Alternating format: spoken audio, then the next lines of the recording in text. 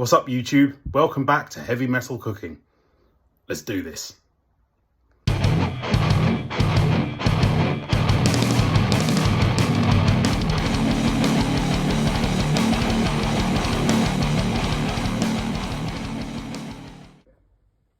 So the first step of the operation, we're just going to prepare the guanciale. So I'm going to start by, well, knocking the camera around everywhere, but just trimming the skin off like this.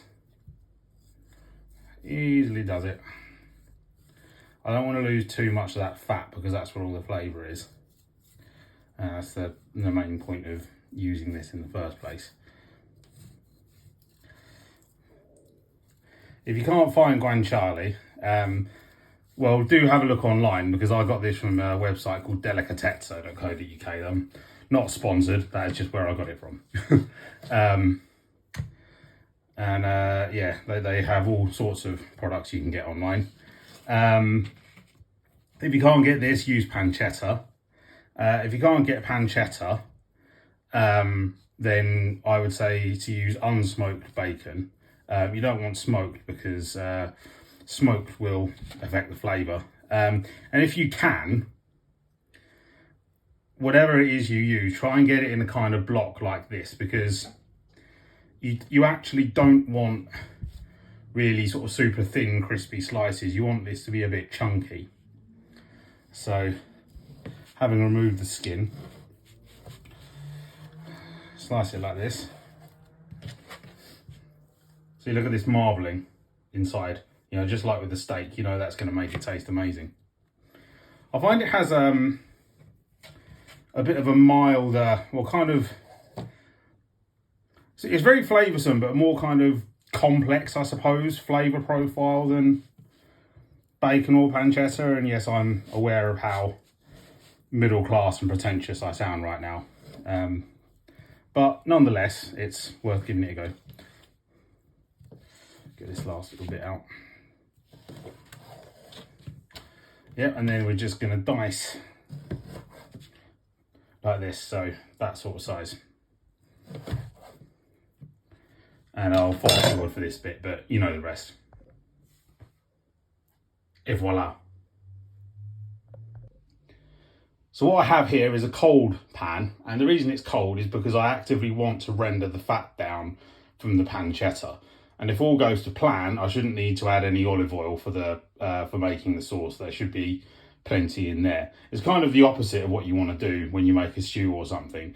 As you can see, these chunks are reasonably substantial, and so the aim is to get them kind of crispy on the outside but soft and tender in the middle. So let's get these going.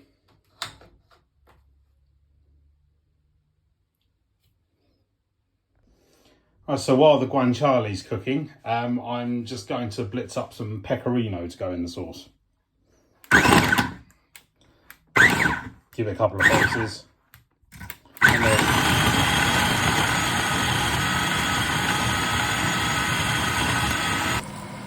as you can see, loads of fat has now rendered down. If you look in there, there's plenty of oil in there, no need to add olive oil or anything like that. So it's going to give it a quick toss, and then I'm actually going to take it off the heat and let it cool down while I do the pasta. So now it's time to add the pasta, and I'm going to add about 300 grams of rigatoni.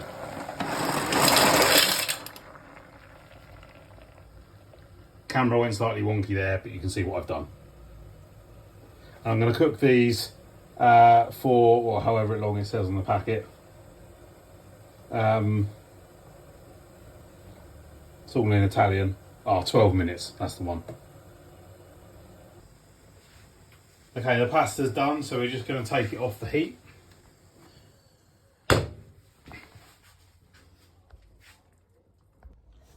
Next, we're going to take a cup, well, not an exact measurement of a cup, the Americans use, just a little bit of the pasta water. And we're going to whiz it up with the pecorino cheese to make it kind of cream.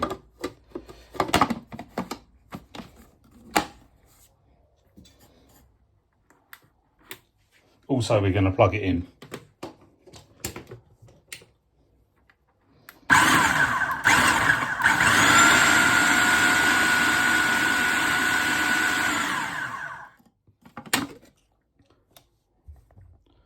There we are. This has reduced a fair bit now, so I'm now going to add my pasta.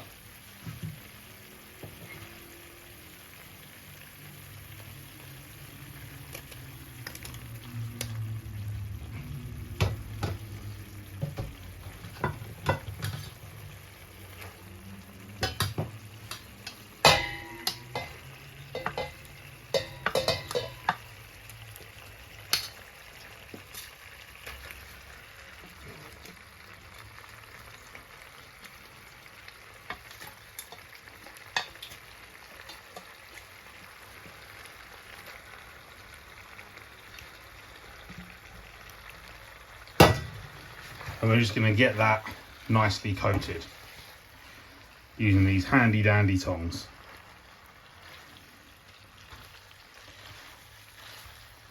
So the pasta will absorb all of that flavour from the guanciale.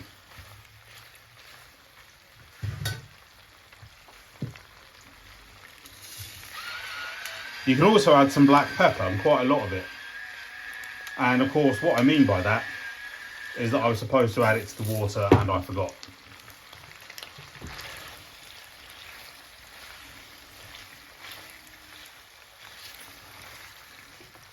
Fairly generous grind of pepper there.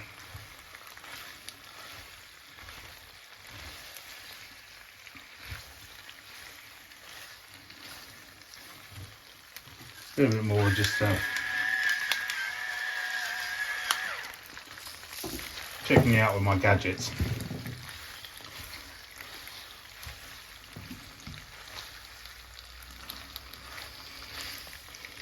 Right, and now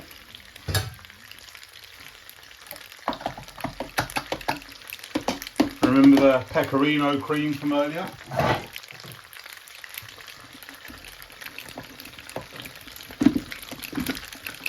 We now add this into the pan. Turn the heat down slightly actually.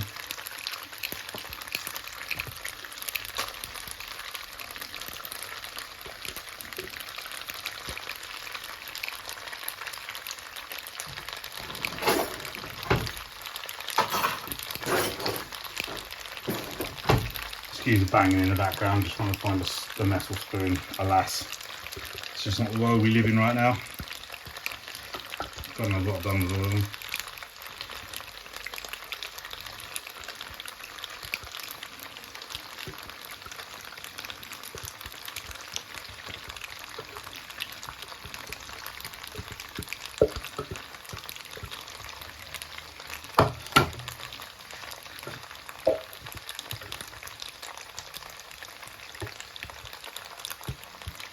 So we're just gonna mix that in.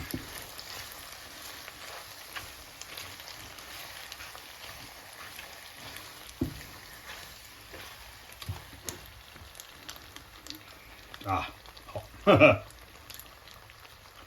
Tastes good though. So as you can see, it's starting to turn into a kind of creamy, bacony sauce. And in fact, what I'm going to do is add just a little bit more, not too much, a little bit more of the pasta water.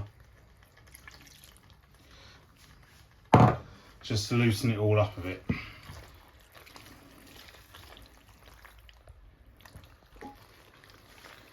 Yeah, somehow I stopped the recording there, but as you can see, we've got a nice sort of thick, glossy, creamy cheese and bacon type sauce now.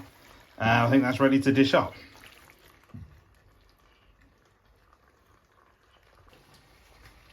So now it's time to plate up. Let's get some in there, there's plenty of the guanciale with it as well.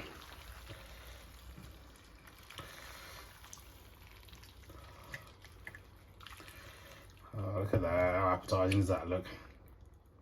Boop.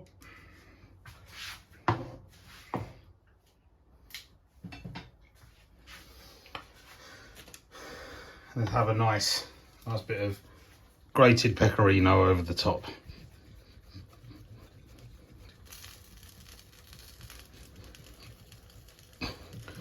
Be generous, everyone likes pecorino.